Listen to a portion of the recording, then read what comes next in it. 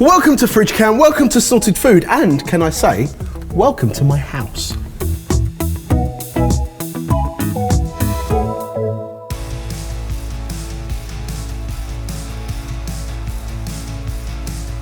A chili con carne is one of the dishes that when I first started learning how to cook and fending for myself, it's one of the things that I first experimented with in terms of mixing up the flavours, adding my own twist to it, trying to change things up. And then people started asking me to make it when we would go to family events, and it became my signature dish in a way. It's always been barbecue and chili. It's like those two things you can heavily rely on Jamie to provide.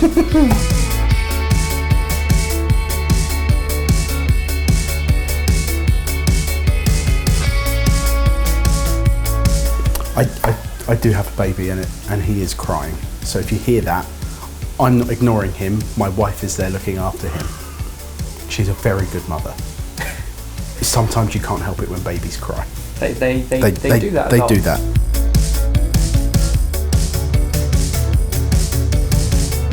My onions are sweating off. Gonna get them nice and soft, add in some garlic. And in the meantime, I'm gonna fry off my beef mince. So we get some nice different textures, bit of colour, bit of flavour on that before it goes into the chili pan.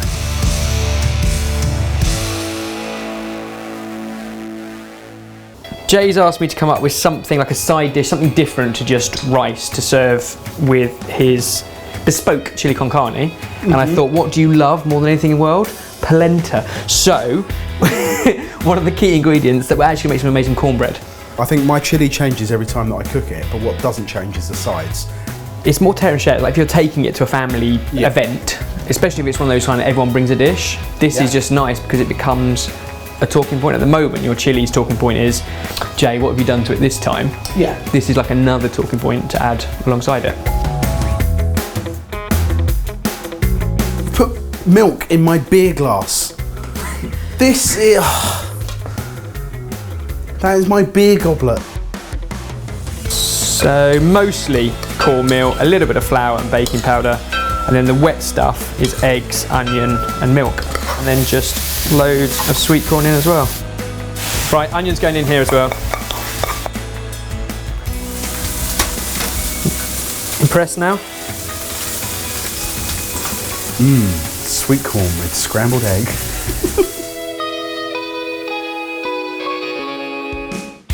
Doing the beef in 2 batches because if you do it all together, the temperature of the pan gets too low and it doesn't brown properly. By doing it in 2 batches, I get some really nice brown, crispy bits, and they're going to add a load of texture into the chili when it's cooked later.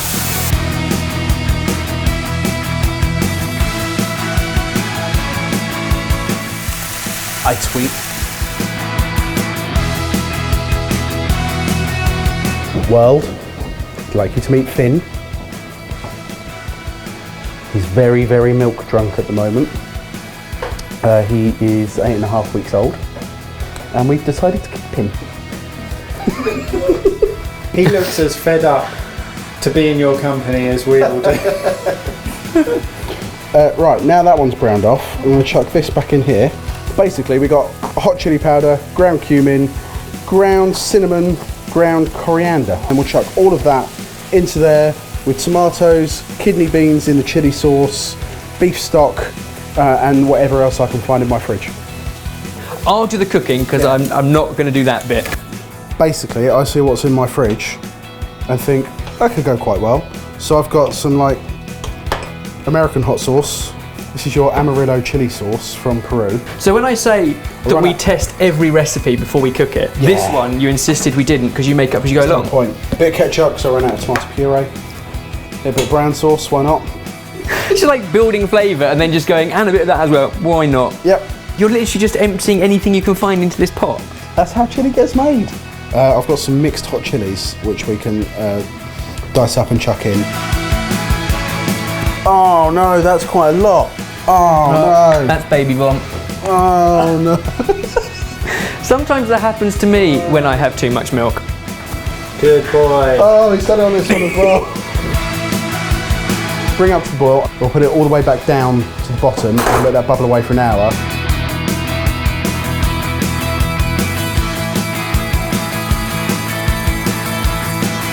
Given how hot and well spiced your chili is, I've gone for some fresher flavours in this as well. So some cucumber, some dill, some lemon juice, and it's almost that fusion of like tzatziki meets raita, which is delicious with rich meaty dishes.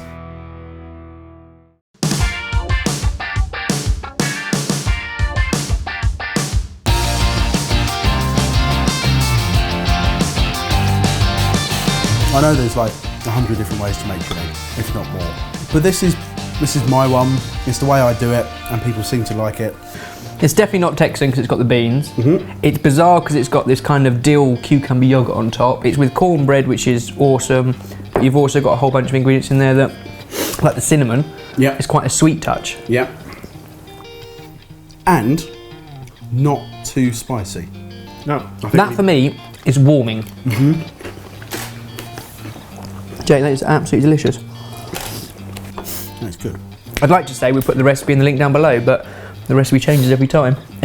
Yeah, but what I see it as is a base for people to add their own twists to. Well, your chili was good. I've eaten it all. Always a good sign. It was a small bowl. Small bowl? It was a small bowl for one person, so the fact that we both finished, I'm not surprised.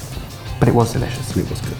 Question time and segue from chili onto this first one. What is your favourite spice of all time? What's my favourite spice? That's a bit like, I feel like there's a politician answer coming. Sit on the fence like I do. No. Go on. No. My favourite spice is probably, and James was surprised that I didn't put this in the chili actually, smoked paprika. I just think that smokiness with a little bit of heat to it is incredible, and obviously you can't have chorizo unless you have smoked paprika, so. A question from Froggy.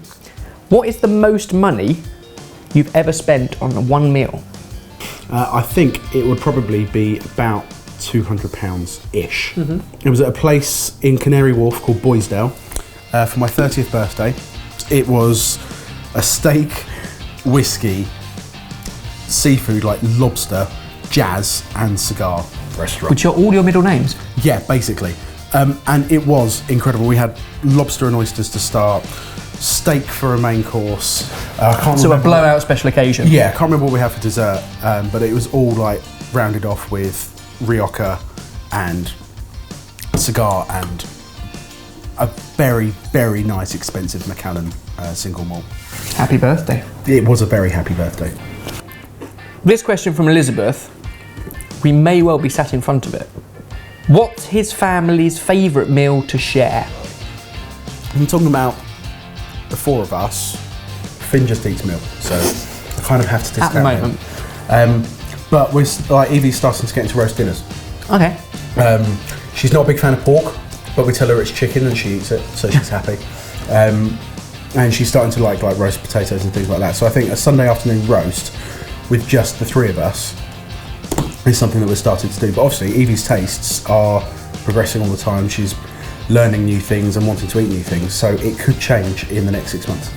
Would you rather use steak-scented deodorant or eat a shower fresh scented steak? Surely I'd prefer to walk around all day smelling of steak. You might. I'm not sure the rest of us would appreciate that. There we go. That's the real reason we went to your house. What? So you can to get see your pizza? offspring. Oh yeah. Why do you call them offspring? They're children. No, offspring. Yeah, so naughty.